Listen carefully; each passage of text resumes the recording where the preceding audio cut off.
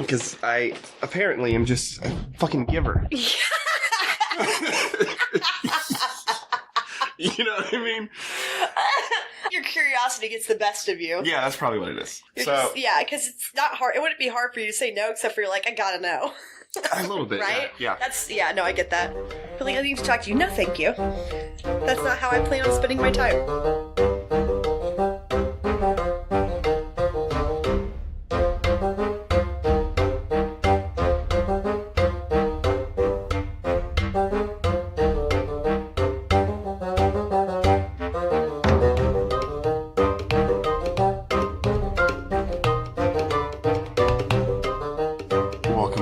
To Noah's Snark, two former religious types and current snarks take a look at religious media on its own terms. I'm Hillary. And I am Josh, aka the they in They Said. Oh, I dig it. We'll get there. Why are you lying about that? And you may have heard last week, but we are doing something new. Very exciting. So why don't you tell us about it, Hillary? Well, we're doing a month of non-Christian media. That's right. And we're starting things off strong. I think so. With Scientology. Scientology TV. Yeah, we watch Scientology TV to discuss Scientology kind of in general. Right. If you're not aware, Scientology TV is an actual cable channel. I thought Hillary had it. She does not. No. But it is on Roku. The one, actually, I've never given snaps to Comcast before, but well done, Comcast, for not joining up with these guys. But they do have a channel on Roku. I have a Roku in my house. We use mine. Yeah. So now I have Roku downloaded.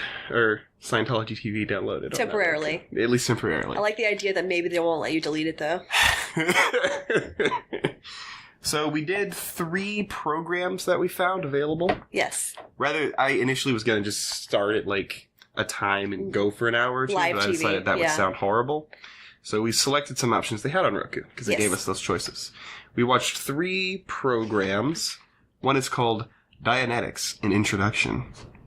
The other was called They Said, They Lied. And the last was L. Ron Hubbard in His Own Words. Yes. And, of course, I had to take notes a little differently, so I have pages. So you may hear me flipping pages. Yeah. That's what happens when you take notes while you're watching live TV. Old school. Old school style.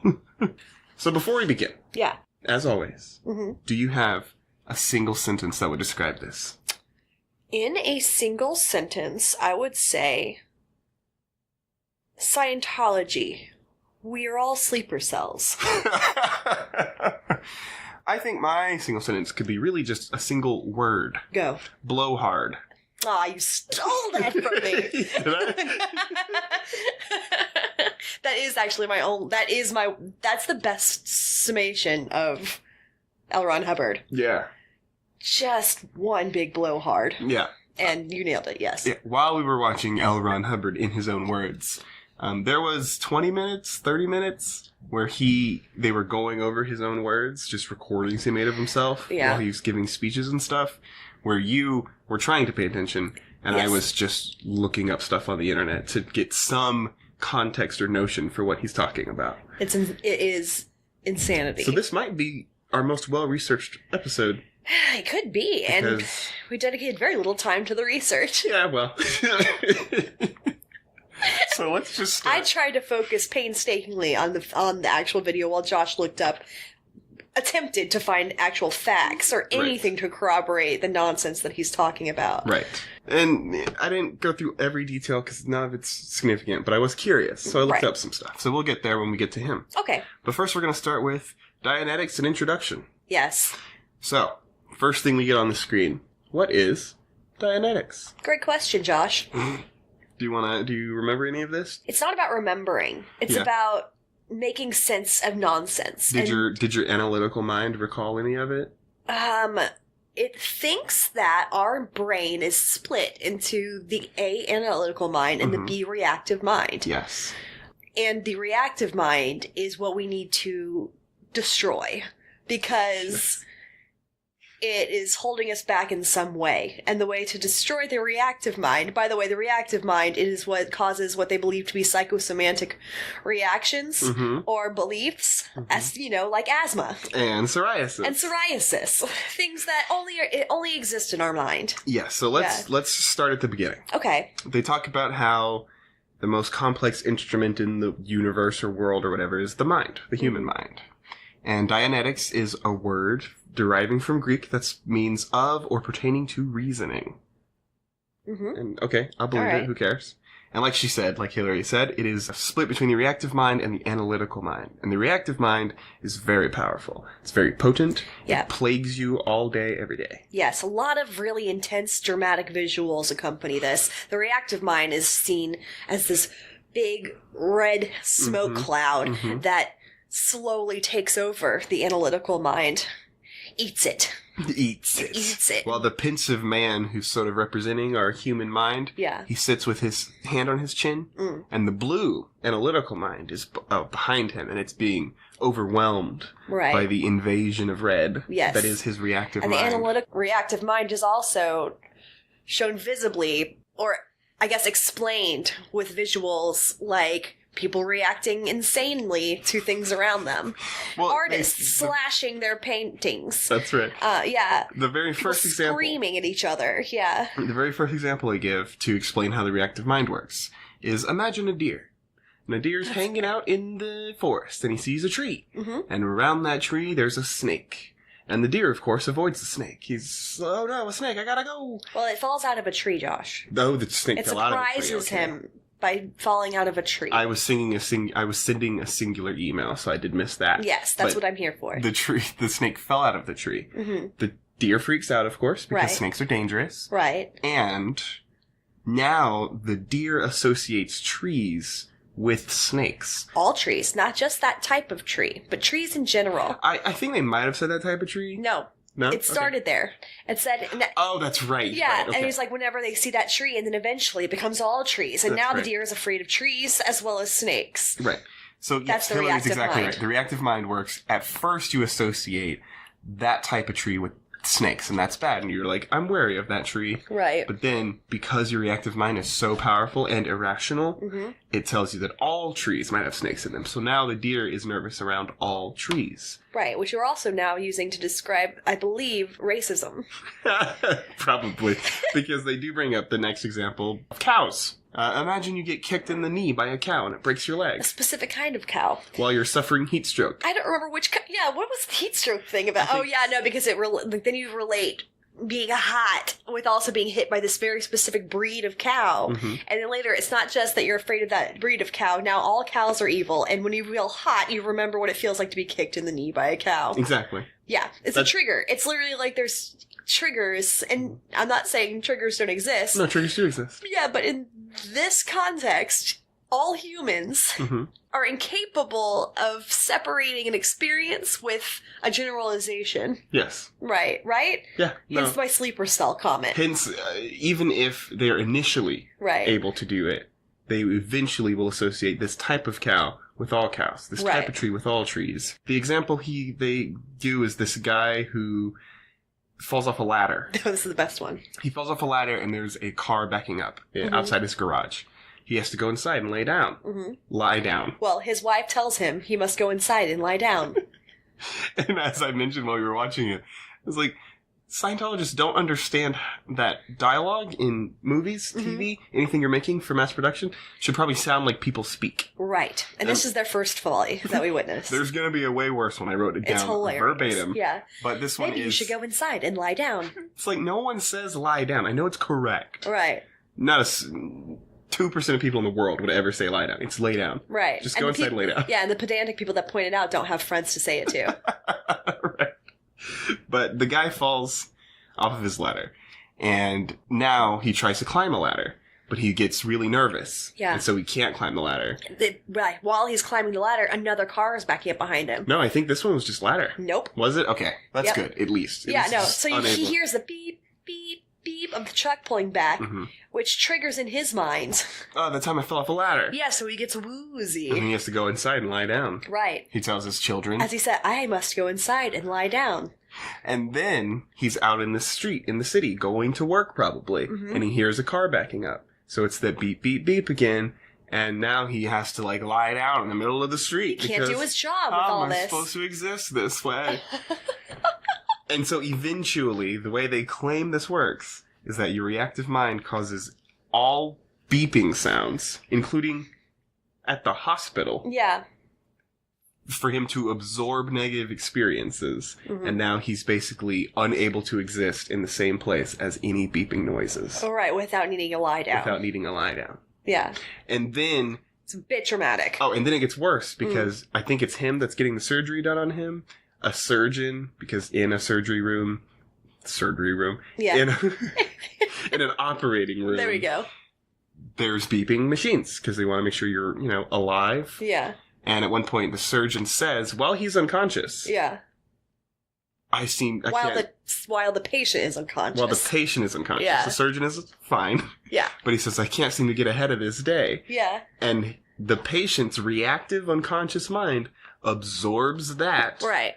So that now, when someone says to him that they can't seem to get ahead of the day, it seems to be a really long day. Right. The same guy who fell off the ladder, who's triggered by beeping sounds and who had the surgery, now needs to go lie down because someone's having a long day around him. Right, this is really piling up on him. And that's the point, is the reactive mind absorbs every negative experiences, builds on them all, and collects them together so that essentially you're unable to exist eventually. Exactly, which is why as we get older, everybody becomes completely mentally crippled. Unless you've joined the Scientology movement. Yes, and then they said one of my things I circled, highlighted, made sure I made a note of. This is demonstrated by Dianetics. Yep. No, it's not. Nope.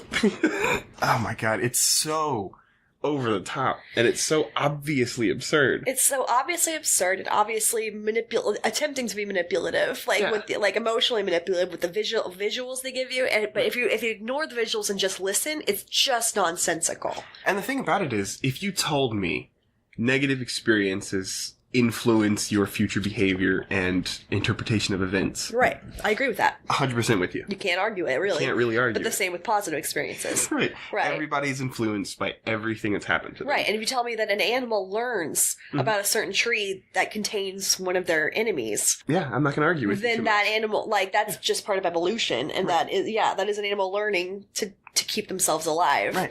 But I had cats when I was younger. Yeah. They weren't allowed in the kitchen.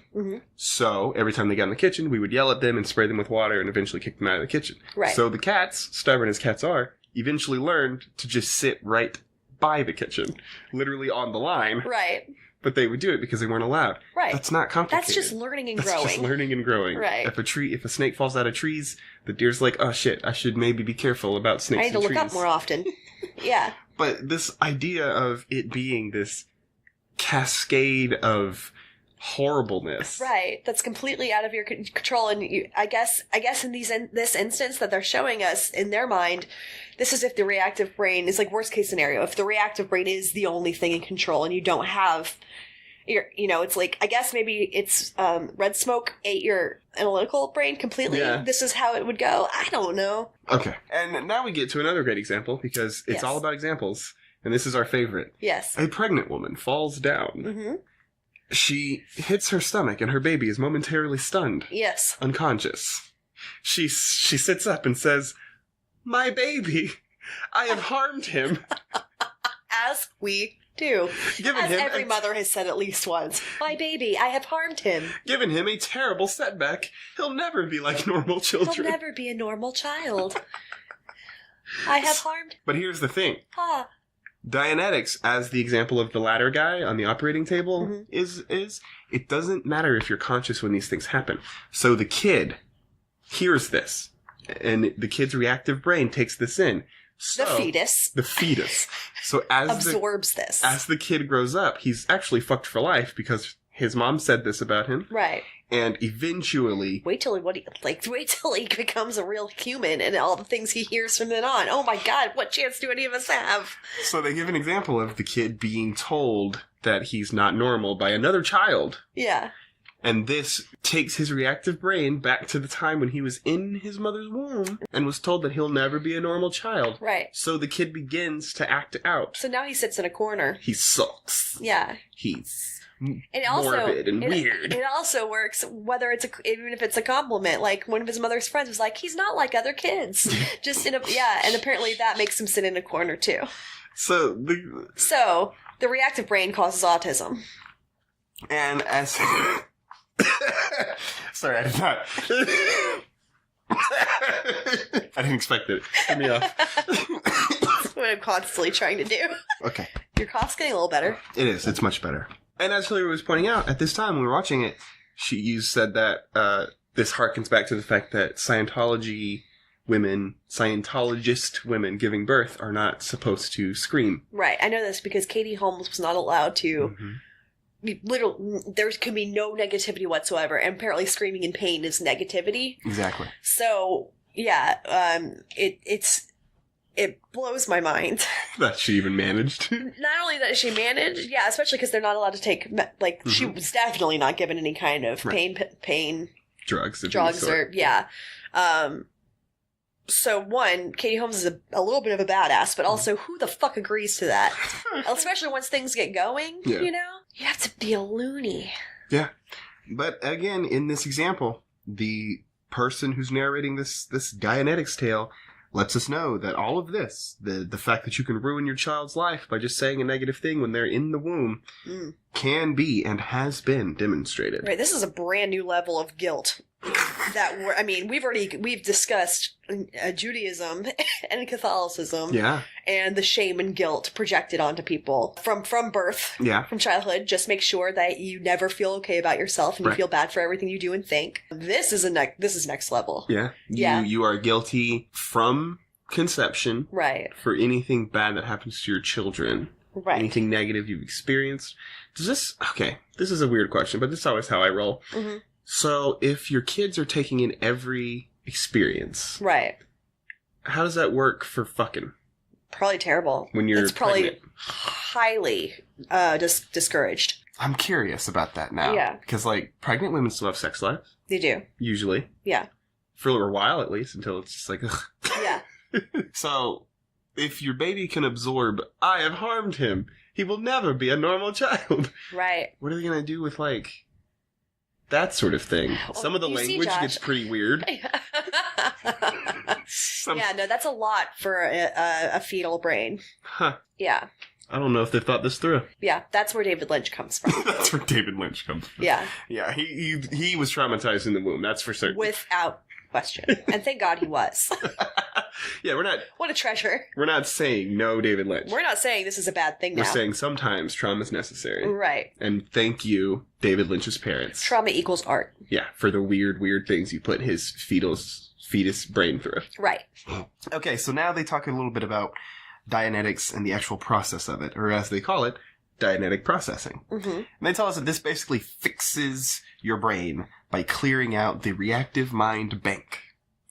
So they give us, what... The collective mind bank, by the way, looks like those little snap-together blocks for learning how to count. That's right. Yeah, that's the visual of it. It's just all these memory cubes attached to each other. But they tell us what the process is, and it's essentially you take the pre-clear.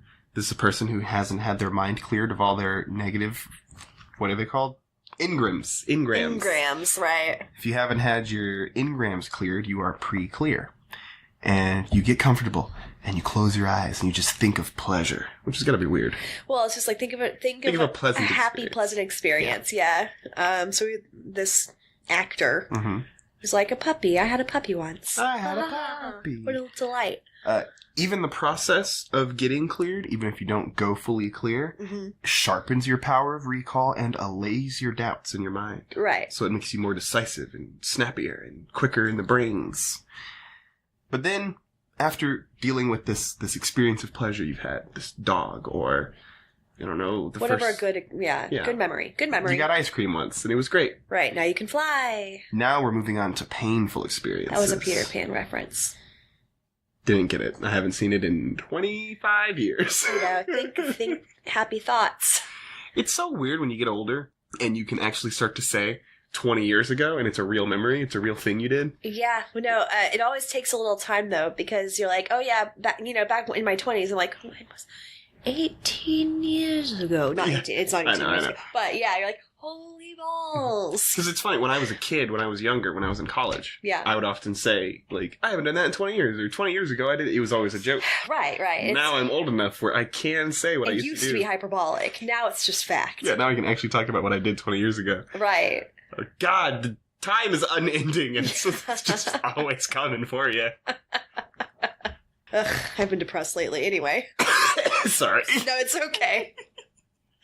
What are we doing here? I've had all my, waitressing stress dreams back, full force. Yeah, that's always nice. Yeah, it's true. Don't you love stress? I didn't feel like I was feeling stress in real life, but I feel like when those dreams come back, then clearly there is an anxiety that I'm not dealing with. Or I've started calling my anxiety day nightmares. Because it removes reality from them, so that I'm not, the things that I'm anxious about, they're not really real. Usually that's the thing I'm creating in my head to freak out about. Yeah, that's how anxiety works. Yeah, so let's get that on trend. Day nightmares. Day nightmares. I like it. Fuck anxiety. They're just day nightmares. But the Dianetics people, let's get back to the Dianetics, I guess. Oh, right, okay. The Dianetics people explain to us that Ingram, why do I keep saying Ingram? Ingram, because I believe that's a character in something. Okay. Ingram is a scientific name for painful experiences or something like that. I don't remember. Who cares? It's not a scientific name. It's just a fucking name. They make up all of their words. Yeah. I guess, which is true of all words, but with them it sounds super dumb. Just don't tell me it's a scientific name when it's not. Right. Say it's a name. They do, you're right. They overuse the scientific name, blah, blah, blah. It's not a scientific name. Yeah. It's just a name you made up. From the Greek, bleep, bloop, blop. Guess who uses a lot of Greek in her making up words, too? Yeah. J.K. Rowling. Yeah. Those are all funny little made-up words. And that's fine. They mean nothing. J.K. Rowling's not telling me that it's a real magical spell. Right. There's the difference. Exactly. Lumos does come from the Latin. Right. Right. No one's saying, Sonic the Hedgehog, scientific name. Right. Because Sonic relates to sound. Exactly. And he's faster. Than sound. It's shut the fuck up. Don't explain that to me. You're being dumb. Okay. But they tell us that Ingram is a scientific name for something like that. And what the point of Dianetic processing is to go ever deeper into contact all of those negative experiences and then eliminate them from the mind bank. Right. It's basically revisit things that have traumatized you and then slowly recontextualize it. Right. So that it's no longer a point of fear. Right. It's a point of good. It's kind of, there's a lot of psychology. Right. They just took that from psychology. Right. Immersion therapy is a thing. That's basically what what's cognitive behavioral therapy? That's basically just what that is. Mm-hmm. Yeah. Except for Scientologists hate psychology. That's right. Or psychiatry. Oh, is it psychiatry? I'm sure they're related. They probably just like both, but they do hate psychiatric care. But yeah, like you said, that's just regular science, except they don't pretend that you're going to develop a perfect memory. Right. Or never have a negative... It's fucking nonsense. Right. It's like they take something that sounds reasonable and then twist it to make it ridiculous. What they're pretend doing, the ridiculous is the reasonable. What they're doing is they're making people believe, or they're putting it out there that it is possible to reach perfection. Right. This is the same thing as nirvana, or you can eventually have complete control over this aspect of your mind, and negativity will no longer be a part of your life, right. Which is wrong. Yeah, that's a really nice idea, but it's also not reality based. But they tell us that once a person becomes perfectly clear, their mind bank of negative experiences has been cleared. Or rather, the reactive mind bank has been cleared. Right. The person can make decisions quickly and not reliant on previous bias or negativity in their lives. Mm-hmm. They'll be clear of all that negative influence from anything in their life. Right. Or, in a word, they say, rational. They say rational. I say emotional intelligence. It's just emotional intelligence. They're trying to appeal to people who do have problems, as all people do. Right. And pretending that they can fix it by dwelling on your negative experiences. And definitely sharing it with somebody who's writing it down to use against you later. Right. It's like, oh, okay, yeah, this sounds Which healthy. Is not a part, that's not mentioned. That's just something we know now from anybody who knows anything about Scientology. Right, from the people who've escaped it. That is part of their deal, which is why we need to rescue John Travolta. I believe he's in danger. But then, that was only, 12 minutes? 15 minutes?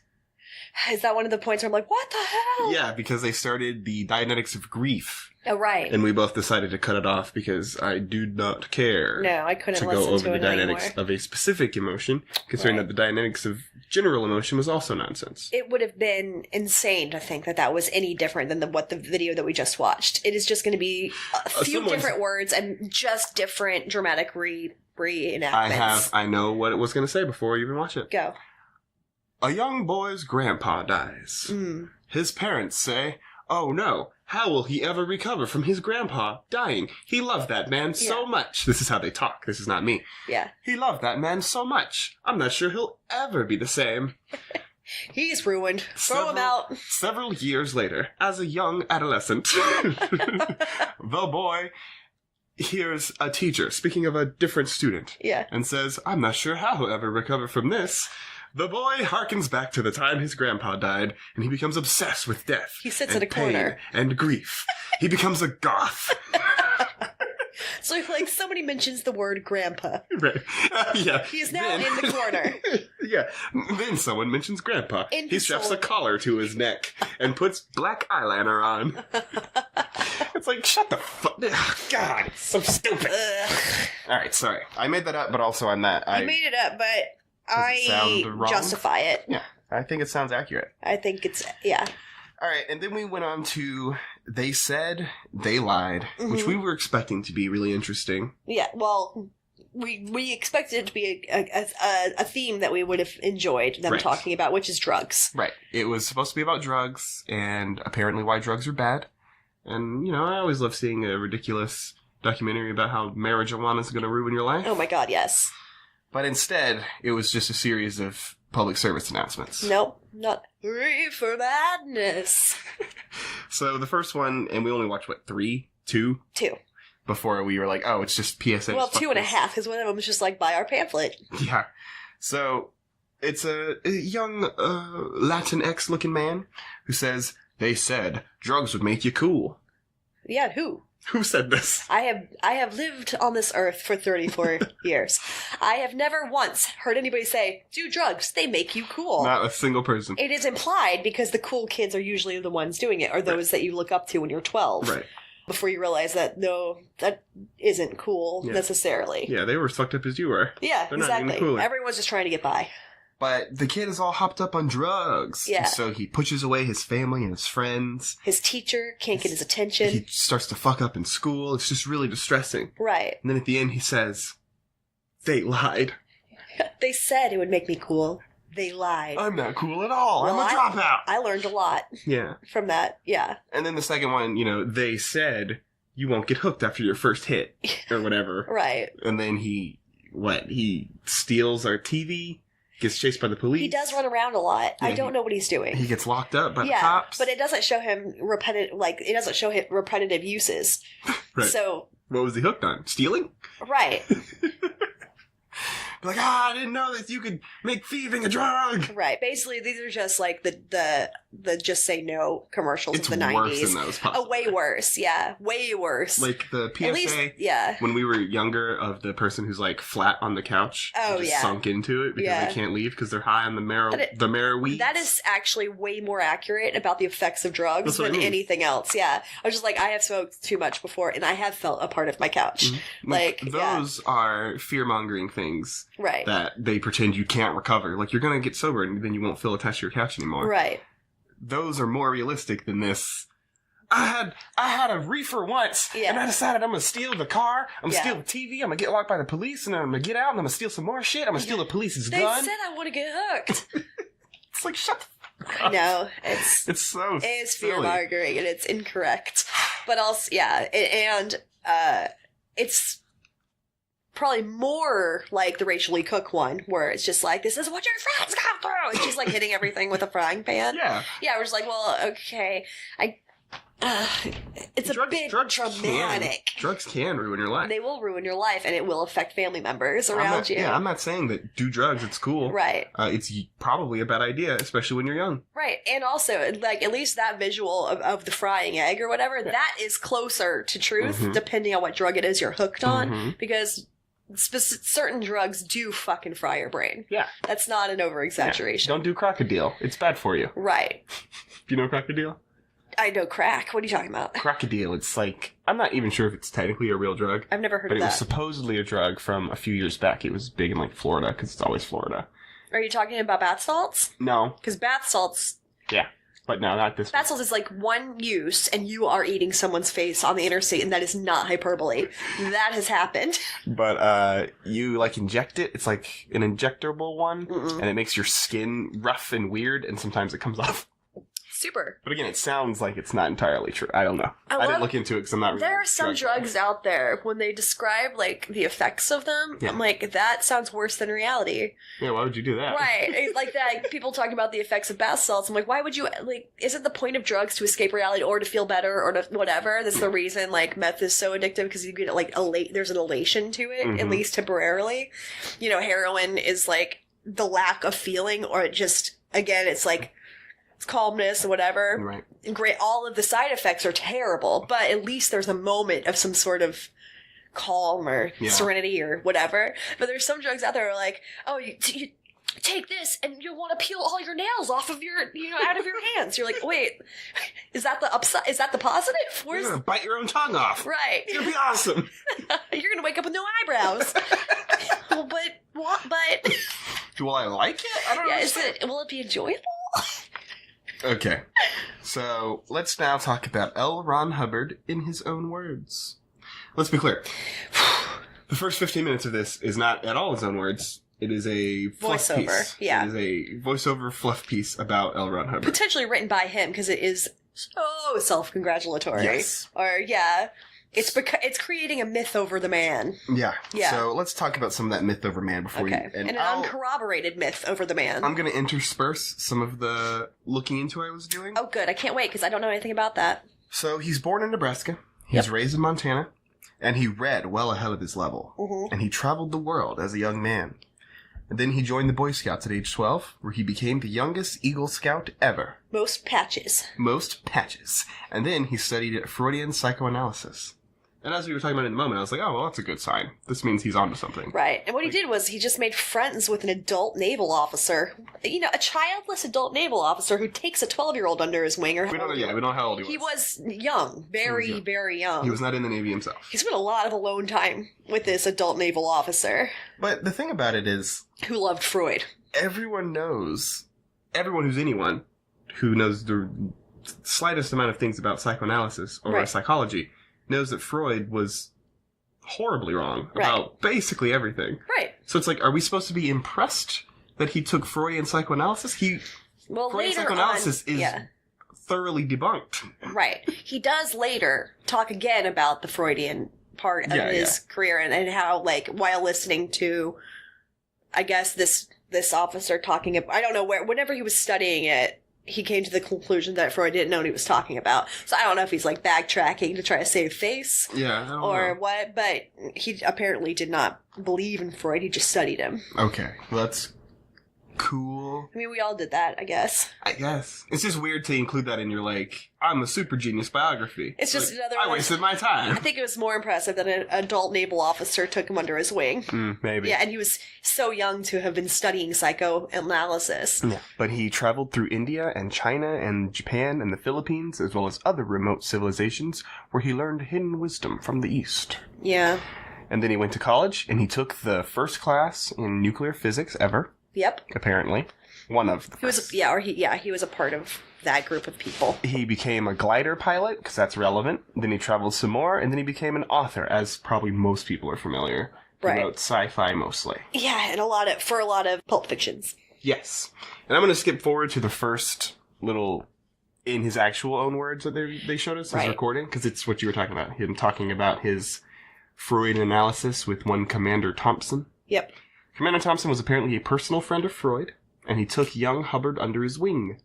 And then he goes on this weird tangent about training cats. Yep. You remember this? I do. What was... I don't know. Actually, all of the stuff that is actually in his own words, as in we're listening to a recording of him, just sounds like somebody, like, lying on the floor staring at the ceiling, just saying the things that come to their head. Mm-hmm. Possibly while on shrooms.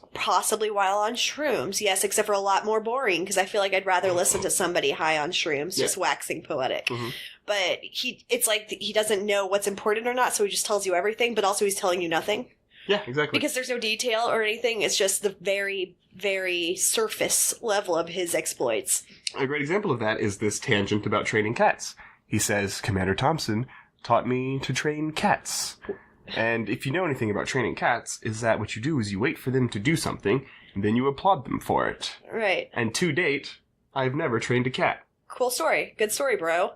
Like, literally, that's the story. I was like, what the fuck that is almost about? Verbatim. Yeah. So it's like, why was this part of your story then? I always wanted to know about this Thompson and your Freudian psychology. Right. Who edited this together?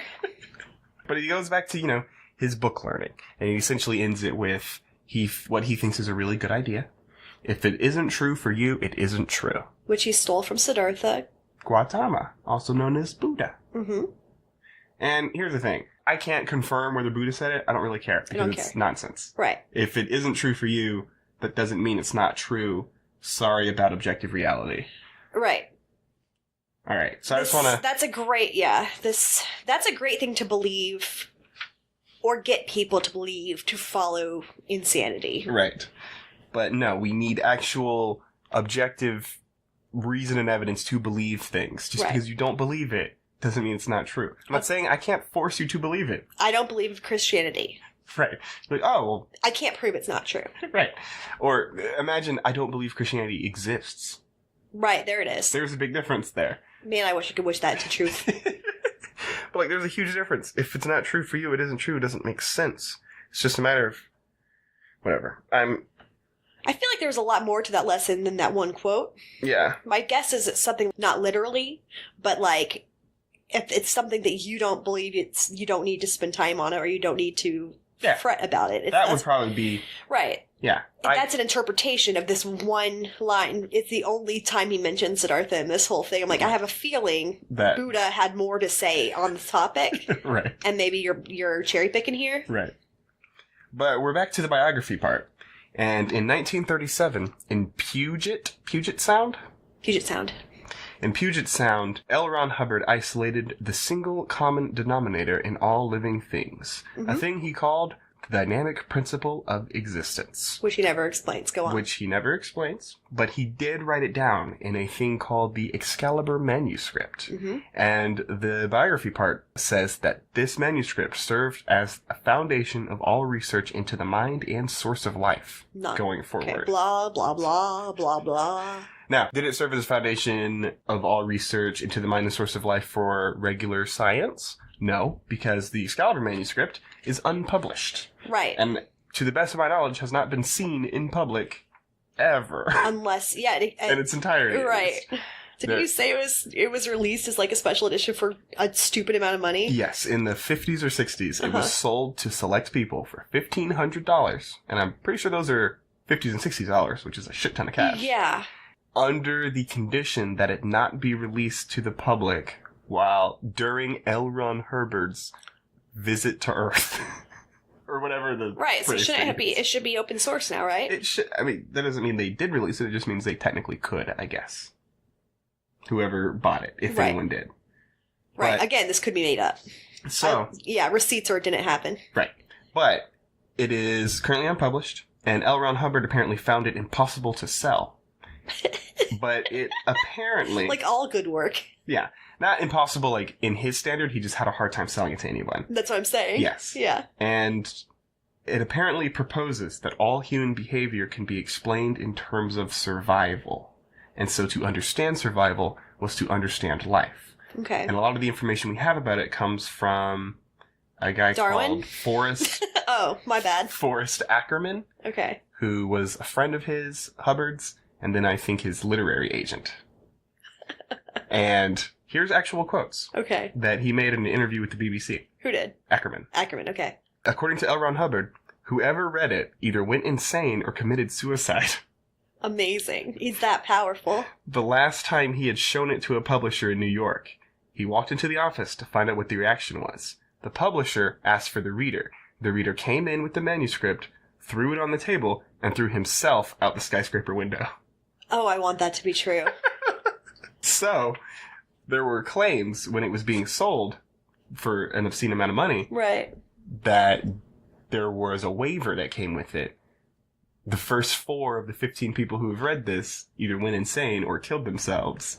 So be aware that reading this is a risk for your health. That's how he managed to sell it for $1,500. Tell anybody that, like, nobody can do this thing. Mm-hmm. You're like, I can do that thing.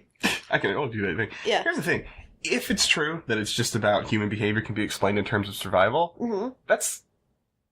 that is elementary level. Again, Darwin. Yeah, it's so unimpressive. Right. Like, at least your synopsis, your brief, this is what it's about, should be more interesting than something that basically 60% of people figure out on their own. Mm-hmm. Like, without an education at all. Right. And then those who are educated would probably be everybody. Like, even if you reject it, you would at least come across the idea and be like, but I don't like it. Or, right. I don't agree or whatever. Right. It's not a revolutionary idea to think that all behavior can be explained in terms of survival. That's... Okay, whatever. There's no depth there. There is nothing new. There is nothing interesting. Yeah. And the way this is presented is if it's this miraculous, like, he's really got, hit the nail on the head. And you remember when I said early on that it's just blowhard? Yeah. This is it. Yeah. He literally said, if you read it, you'll go insane or kill yourself. Like, yeah. That's... This is, like... I would rather listen to Trump explain himself. Yeah. The way that Trump creates his own mythology is similar. Where it's just like, I did this thing and I was the best that's ever done this thing. Mm-hmm. You're like, well, there's proof that that's not true. That's accessible. Accessible proof that is not true. Mm-hmm. But it doesn't change the fact that you were the one saying it loudly and refusing to acknowledge that any other truth or reality exists. So I guess Trump also follows the philosophy of if it's not true to me, it's not true. Yeah. Which, yeah, there's a lot going on in the world today that makes a lot of sense. Let's talk a little bit about why we're talking about L. Ron Hubbard. To sort of explain why we're going to bother talking about L. Ron Hubbard in the first place. Mm-hmm. While we were watching it, Scientologists explained it for us. There was a little text box on the screen that explained why it's relevant. And Hillary read it for us. Yeah. So we'll just put that here, and then we'll talk going forward. Yeah, let's listen to that. As any understanding of a religion includes an understanding of its founder, we present brief chronology of Scientology founder L. Ron Hubbard. That he does not meet prevailing misconceptions of an aloof and contemplative figure is intrinsic to his character. That's exact. For here was a man who forever maintained that to know life, one must live life. Brilliant. But it's like I was saying, the historicity of Jesus is a topic of conversation because if the apparent founder of this religion didn't exist, that is a significant development in that religion. Correct. If Muhammad wasn't a real guy, that is important. Right. And if he was a real guy, it's important whether he married a 6-year-old. Like, these are all important elements. Very important, yes. So if Scientology is going to be treated as a religion, and we're choosing to treat it as a religion... Mm-hmm. For the sake of this podcast. For the sake of this podcast, and at least. The way they are taxed says that they are a religion. Right. Then we have to also understand L. Ron Hubbard, because he created it whole cloth. So, yep. Let's move on to what he did after writing the Excalibur manuscript. Apparently he served in the Navy during World War II, and they say he was injured in the war. We can assume a severe brain injury. Well, apparently he wasn't injured in war, although he was injured during the war. But those are different things. Apparently, so that's what you found in your research. Yes. Okay. Apparently most of his service was in the mainland. Uh-huh. Which means he wasn't. Probably a friendly fire thing, or he tripped. No. So, he apparently wasn't involved in any major battles that we're aware of, because, as you know, during World War II, America was not a battlefield. No. Color me surprised. He served a little bit in Australia, apparently. So that, it's possible. Okay. But he was hospitalized, not with a war injury, not with a gunshot or a leg wound or anything, but with an ulcer. That's what his medical record said. So because what we watched implies really hard that he was injured. Basically like a war hero. Yes. They paint him as a war hero. Yes. Yeah. But he was sick of things. Yeah. That he ate too much spicy food and or was so stressed out about the idea of going to war that he gave himself an ulcer. Oh, and worse still, the letter of recommendation that he took with him to the Navy, I don't know how that worked. Yeah. But it came from a friend of his, apparently. Yeah. And it is probably fabricated, because... you don't say. It was a congressman or a state senator that was a friend of his. And according to the guy who supposedly wrote the letter, L. Ron Hubbard, just like Trump, wrote it himself. Yeah, that doesn't surprise me whatsoever. He said that he was... I can man any boat. I have he had the rare distinction of being somebody who could captain literally any seafaring vessel. Mm-hmm. Which, is that even a thing? I don't know that it's a thing, because according to what I saw, the letter didn't even say that. He said that he has qualifications to captain the most amount of boats of any person in America. It's not the same as any boat. Yeah. But that's fine. The point is... He's a liar. He certainly seems to be a complete blowhard. Yeah. A liar. Fibber. A fibber. Who likes to inflate his own self-worth. Right, and whether this is on purpose and meant to be misleading, or if it's a severe mental health issue, we don't know as of right now. Oh, as of publication of this podcast. Oh, and one more thing that should be noted. Yeah. Is he published Dianetics in 1950. Because, according to the documentary, he worked with injured servicemen, and he employed techniques that he'd learned from the East alongside principles of the West to discover a workable technology of the mind that he could then use to help these soldiers heal. Yeah. Again, didn't say anything. Right. That doesn't say anything. This is what motivated him to write Dianetics. Yeah. And it's the best-selling book on the mind ever. Yeah. He's the most healthiest he's ever been. The healthiest man in the world. That's funny that you say that. Yeah. The reason I mentioned that at all is because the supposed injury he received during the war, which appears to have been an ulcer of some sort, was affecting him in 1951. You'll note, a year after he published his book that supposedly can cure the very sort of illnesses that he claims are psychosomatic and can be fixed through Dianetic processing. Holy shit. So, as recently as 1951, at least a year after he published his big book that supposedly can cure him of his own ailments, he was still complaining about those very same things. That's amazing. So, dude doesn't even have the good sense to lie about feeling better to support his own point that he can fix it. This reminds me a lot of the fact that Gandhi refused treatment for his wife. Yeah. For an ailment that was curable because of his beliefs. Mm. And then after she died, later on, he ended up having the same disease or infliction or whatever, and happily welcomed Western medicine. I did not know that. That is truth. That's fucked up. Yeah, Gandhi is one of those guys. It's like, good work. You're a weird guy. Yeah.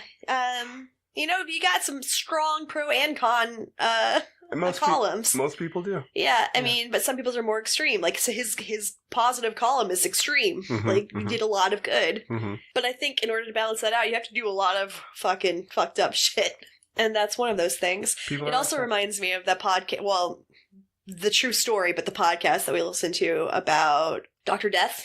Yes. Yeah, the guy who truly believed that he was a surgeon, even though all signs point to his incompetence, and people die because of it.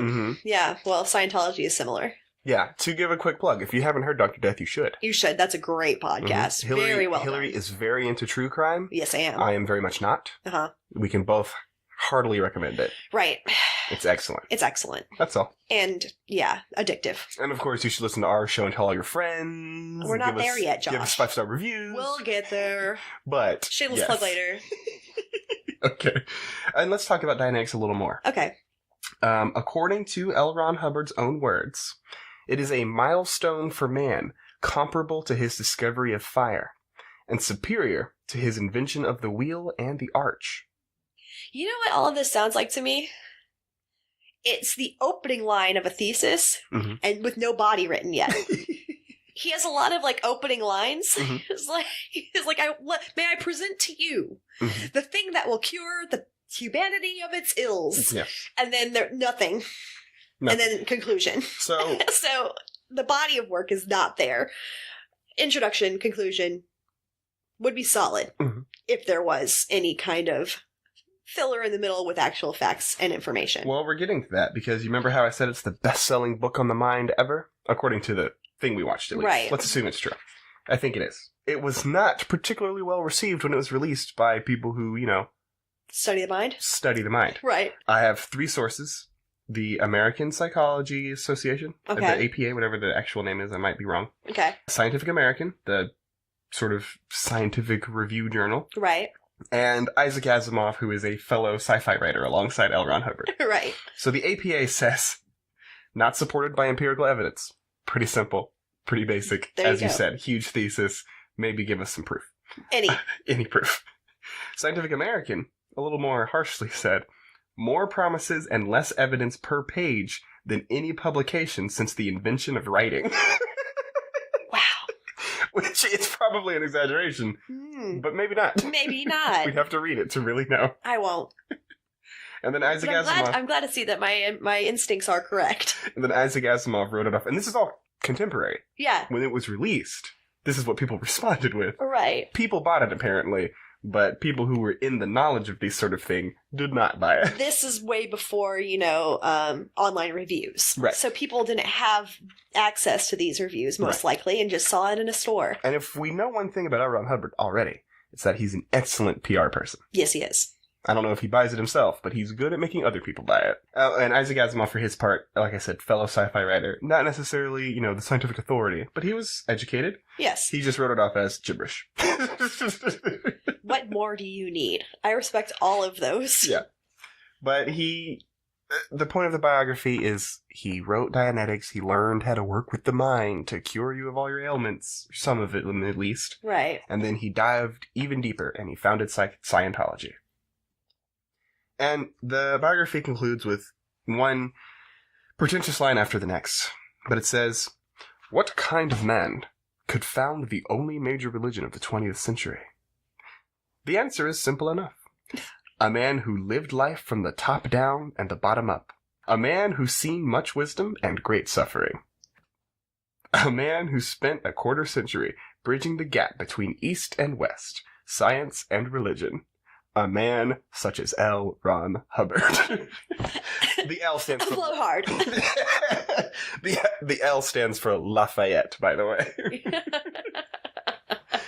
He was named after his grandpa. That's what we learned. Who was named after, I guess, David Diggs, who plays Lafayette in Hamilton. Gotcha. Did not get it at all. I know you didn't. Okay, so... It was a stretch. That was the biography portion of L. Ron Hubbard in his own words. That's literally... It took me that long to get through all that because I had to look up all this. So, do you remember anything you'd like to mention about the parts where he was just him talking? Oof. Let's see. Let's harken back. Let me go through the memory cubes of my mind. If your reactive mind was so powerful, you might remember these a little bit better, huh? I know. Considering your negative interpretation. Well, you're not even trying to trigger me, so that would help a lot. Wait, ignore me and scroll through your phone while playing new age music. Honestly, if I remember verbatim what was said on screen, it would still be a waste of breath and time for us and our listeners. Yeah. It's just a whole lot more of exactly what was said at the beginning. A lot of repetitiveness, too. A lot of naming of things that he has done and achieved without any kind of proof, explanation, or corroborating stories. No interviews with anybody except for just him talking into I'm assuming, his own personal microphone. Yeah. Yeah. Some of them were speeches that he was giving to people. Right, with some bizarro reactions. People laughing at points where I'm guessing a sign was held up to laugh and nobody was actually listening, so they did their reactive thing. Well, the one we noticed that I was still paying attention to at this point was when he was talking about meeting this Commander Thompson and being taken in by him. Mm-hmm. And he said, someone like me who's helpless and in danger. Right. And he pauses and the whole crowd's like, I guess because they've all drank the Kool-Aid and we're like, you've never been helpless. Right, that's... You're a perfect being. Yeah, that's what we were talking, because you were like, what are they laughing at? I was like, because he's what did I say? The toughest son of a gun this side of the Serengeti since his birth. Goddamn. It's like, I've never been helpless. I'm L. Ron Hubbard. I could kill a man with my bare hands when I was just a lad. I'm a living myth. But yeah, it's just, he's a vaguely charismatic person. Vague. That's kind. His charisma was enough for me to black out several times through this. Like, I could not keep focus on him at all. Yeah, it's not like when Charles Manson goes on his nonsensical rants, I am focused. Like, that guy has charisma. Yeah. Like, he is talking insanity because of all the drugs. Right. But he's still way more interesting than anything that's actually really true. Yeah. There's this song I really like, and it has a Charles Manson quote in it towards the end. Which quote? Something about, what am I going to work for somebody else, make someone else's money? Yeah. How does he end it? I know what quote you're talking. I've heard I got all the money in the world, man. I roll the nickels. I was like, God damn, this guy's cool. Like, yeah, I'll write you in prison. But, so I know what you mean. Charles Manson, that's an engaging speaker. Right. He's talking nonsense. I've listened to the actual, like, tapes from Jonestown, from when they were all taking the poison and doing all that. He never stopped. Jim Jones is never not talking. Mm-hmm. Ever. Especially later on after he's been on the cocaine for as long as he had been.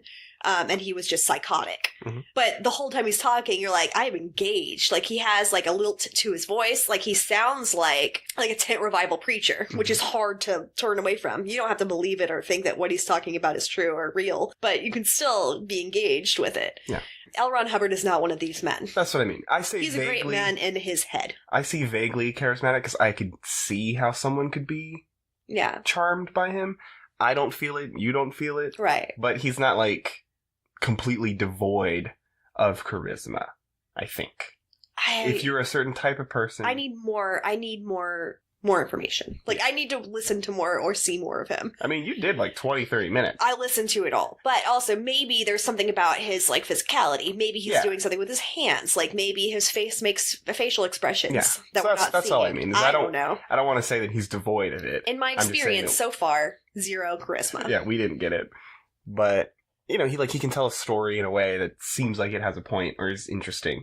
It's just when you actually think about what was said. Right. Which I think was our biggest problem, is we're actually thinking about what he was saying. Right. Like, oh, that whole fucking story was pointless. Yeah, and also, for a fiction writer, he cannot get to a point. Like, it's like, there is no conclusion in that he's just, like, open-ended, talking. Mm-hmm. And again, just starting stories, but there's no payoff. Yeah. There's nothing to really be like, oh, what a great story. What a great experience. Fascinating thing you said. Yeah, nothing. All right, so do you have anything you want to say before we close out? I am literally minutes away from going down to the Atlanta Scientology Center and just not even ironically, just out of straight curiosity, going through at least one session of auditing. Yeah. I would do it.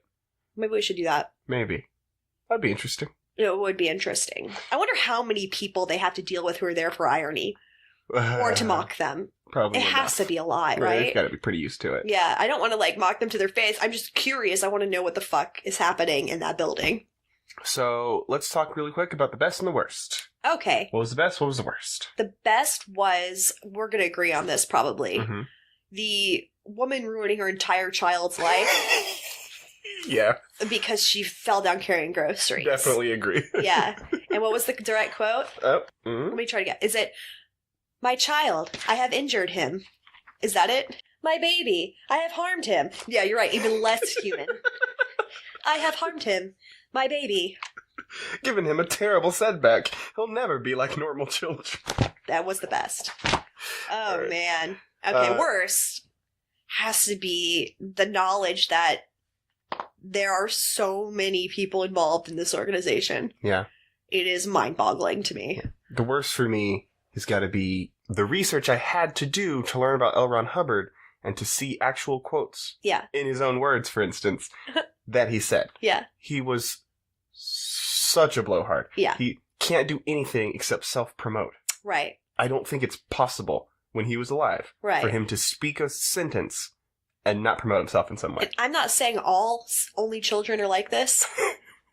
But there is definitely extreme only child syndrome that he suffers from. Yeah, it's going hardcore up there. They show nonstop photographs of this man from childhood until adulthood with not one other single human being in the picture with him.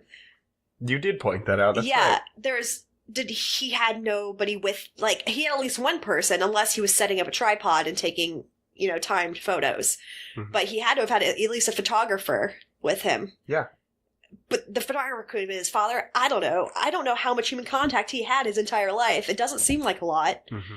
But anyway, I thought that was fascinating. Yeah. But yeah, I don't want to listen to that guy anymore. I don't want to talk about him. I don't want to think about him. No. The next time we do Scientology, let's do one of the things that... are about psychiatry? That's what you want to do. I'll do that too. I'm curious about it. But I would like to do more of the people who've successfully delved into facts regarding him. Yeah, that's fair. So now let's talk about what we are doing next week. Josh, what are we doing next week? You know, we're continuing our month of no Christianity. Right, which I'm actually really stoked about. I know, this was our first week. I like it. Week 2, we're going to do... Oh no. More Ramayana. The Epic, though. What does that mean? It's a movie. Okay. It's brief. Was it from the same time period and the same producers? It's animated. Okay. Oh, you talked about this on the episode that this existed. All right. So, I'll give it a shot. We should be able to explore the Ramayana much more interestingly. Mm-hmm. And it's in movie form, so it shouldn't just be boring bullshit about, like, how was Rama born? Like, who cares? Is it a musical? Not to the best of my knowledge, but I guess we'll have to find out. I love musicals, but boy. So yes, it is a movie. It is currently available on YouTube. It is on the playlist that we use for this sort of thing. And it's about the Ramayana. I don't even know what part of it, because it's a big, big book. Yeah, I'll get right on that. If you like the show, as I was kind of saying earlier, you know, make sure you give us some 5-star reviews on whatever podcast app or service you are using. Yeah, doesn't hurt you. Helps us. Doesn't hurt you, helps us. If you don't want to give us a 5-star, maybe just don't. Right. 5 stars only. That's the rules. You can't say something nice, you know? That's, you know, what your mama taught you. Stop talking. And of course, you can catch up with everything that we are up to on social media and our website, which are all available in the little description of this episode. Mm-hmm. We are on Twitter, we're on Instagram, we're on Facebook. Turns out I only use Instagram to look at dogs, but you can still comment to me. That's right. If you comment to the Noah Snark profile, you might get both of us. Oh, yeah, that's true. You never know. Mm-hmm. And of course, be sure to tell your friends and foes and family to listen, because if anything, this was a Scientology episode, and that should be interesting. Our first. I don't mind delving more into this. But not our last. I'm very fascinated by humans and cults alike. We're going to continue our non-Christian month next week. Looking forward to it. Be sure to come back for that. Mm-hmm. And thank you so much for listening. Thank you. We love you. We love you. We miss you. So much. Bye. Bye.